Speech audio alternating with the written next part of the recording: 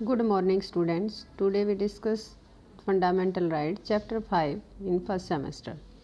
Fundamental rights का सबसे पहले जो जिक्र किया गया, सबसे पहले घोषणा की गई, वो कहाँ पर की गई है? फ्रांस में 1789 में सबसे पहले फ्रांस में इस मौलिक अधिकारों की घोषणा की गई थी। अर्थात सबसे पहले वहीं पर मौलिक अधिकारों का जिक्र किया गया था। अमेरिका के संविधान ने सबसे पहले 1791 में मौलिक अधिकारों को अपने संविधान में रखा था। भारतीय संविधान में भी मौलिक अधिकारों को अमेरिका के संविधान से प्रभावित होकर हमने डाला है। जब हमारा संविधान बना 26 जनवरी 1950 को जब हमारा संविधान लागू हुआ तो हमारे 7 मौलिक अधिकार थे, परंतु 44वें संशोधन के द्वारा 1978 में एक मौलिक अधिकार जो है संपत्ति का, उसको समाप्त कर दिया गया। अब वर्तमान में हमारे 6 मौलिक अधिकार हैं, जिनको आर्टिकल 14 से 32 तक हमारे संविधान में दिया गया है। 6 मौलिक अधिकारों का वर्णन है वो हमारे इन 6 जगह विभाजन किया गया है। जैसे कि पहला समानता का अधिकार है 14 से 18 तक। 14 से 18 तक हमारे समानता के मौलिक अधिकार का वर्णन किया गया है। प्रत्येक 14, 15, 16, 17 और 18 आर्टिकल्स हैं जिनमें हमारे समानता के अधिकार का वर्णन किया गया है।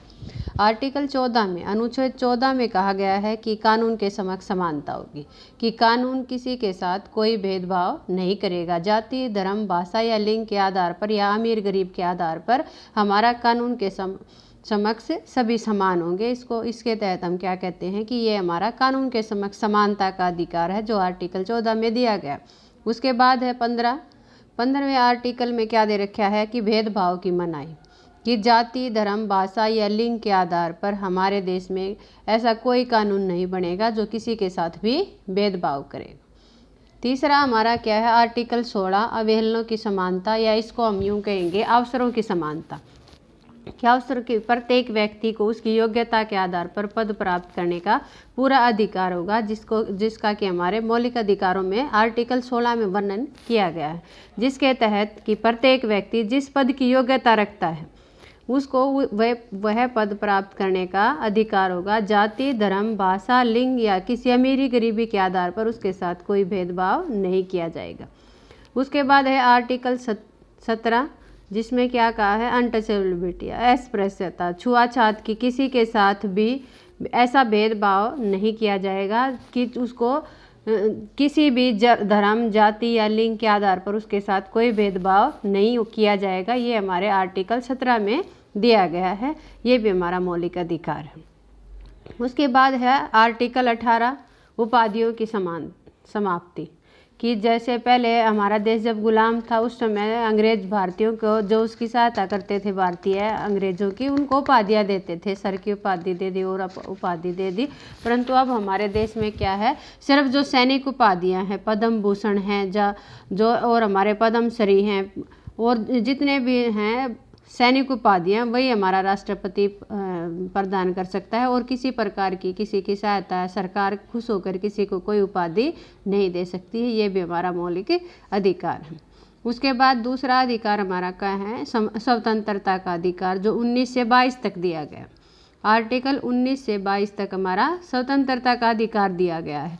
उसमें भी वही फिर 19, 20, 21 और 22 4 ऐसे आर्टिकल्स हैं जिनमें हमारे स्वतंत्रता के इसका मौलिक अधिकार का वर्णन किया गया है। सबसे पहला हमारा क्या है? 19 में आर्टिकल, जिसमें क्या है कि 6 प्रकार की स्वतंत्रताएं दी गई हैं व्यक्ति को। और वो 6 प्रकार की स्वतंत्रता क्या हैं? भारतीय प्रत्येक नागरिक को प्राप्त है। उनमें कौन सी है? भाषण देने तथा विचार व्यक्त करने का अधिकार, कि प्रत्येक व्यक्ति क्या है? शांतिपूर्वक तरीके से भाषण दे सकता है और अपने विचार दूसरों के सामने रख सकता है, पर किसी दूसरे की बुराई किए बिना, कि शांतिपूर्वक तरीके से इकट्ठा होकर उनको भाषण देने की पूरी स्वतंत्रता है। ये हमारे आर्टिकल 19 की पहली स्वतंत्रता। दूसरी हमारी क्या है? शस्त्रों के बिना इकट्ठा होने और शांतिपूर्वक तरीके से मिलजुल कर कोई भी सभा या सम्मेलन कर सकते हैं, परंतु बिना हथियारों के शांतिपूर्वक तरीके से इकट्ठा होने का हमारे देश में पूरा अधिकार। तीसरी स्वतंत्रता है समुदाय, संघ या सहकारी सभाएं बनाना, कि समान उद्देश्यों के लिए और समान हितों के लिए हम किसी भी प्रकार के समुदाय या संघ बना सकते हैं। ये भी हमारी स्वतंत्रता का अधिकार में दिया गया। उसके बाद है पूरे भारत में घूमने फिरने की स्वतंत्रता, कि पूरे देश में हमें क्या है, कहीं किसी भी कोने में हमें घूमने फिरने की स्वतंत्रता है, पर नियमों का पालन करते हुए। ये नहीं है कि हम कहीं भी घूमने का अधिकार है और बिना टिकट ट्रेन में बैठ के। इसका अधिकार का अर्थ क्या है कि नियमों के तहत हम पूरे देश में कहीं भी अपने देश में घूम फिर सकते हैं, हमारे ऊपर कोई रोक टोक नहीं होगी, पर जो नियम है उनका पालन करते हुए। उसके बाद है देश के किसी भी भाग में निवास स्थान बनाने की स्वतंत्रता है, कि हमें अपने देश के, हम हरियाणा के नागरिक हैं तो इसका मतलब ये नहीं कि हम हरियाणा में कहीं भी, हम किसी भी स्टेट में दूसरी में जाके नियम के आधार पर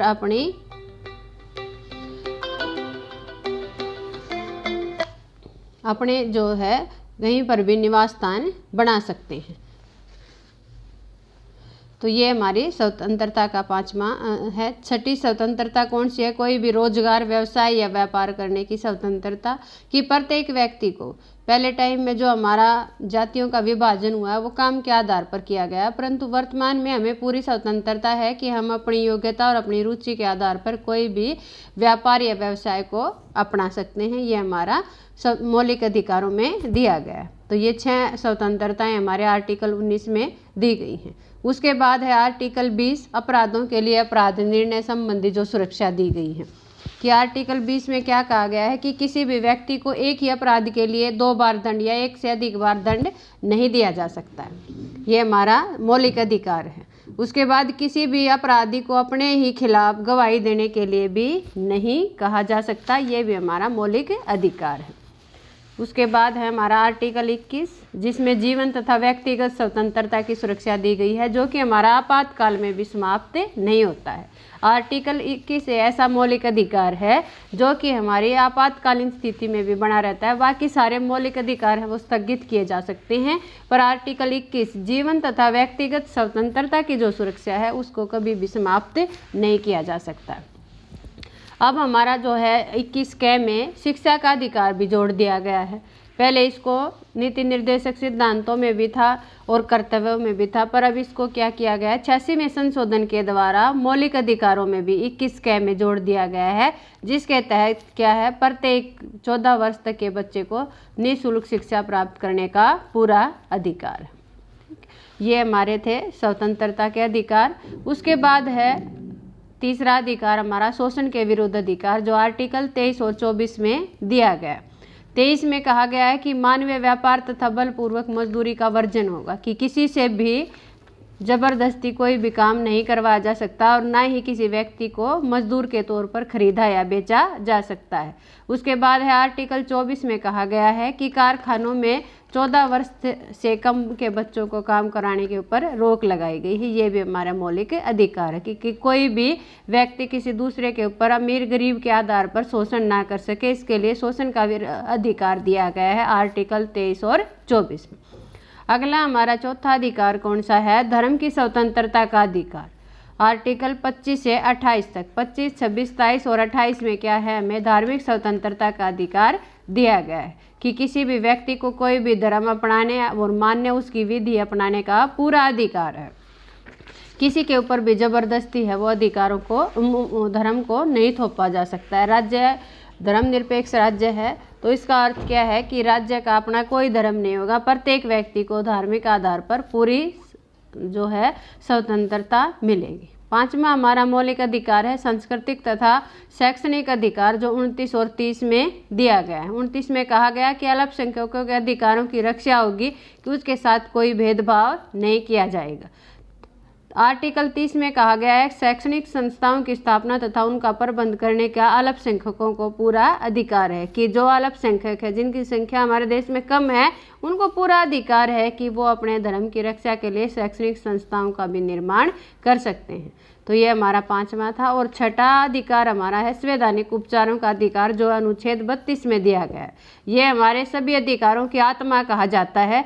एक तरीके से हम यूँ कहेंगे कि अगर ये अधिकार ना होता तो बाकी किसी भी अधिकार का कोई अर्थ ना होता।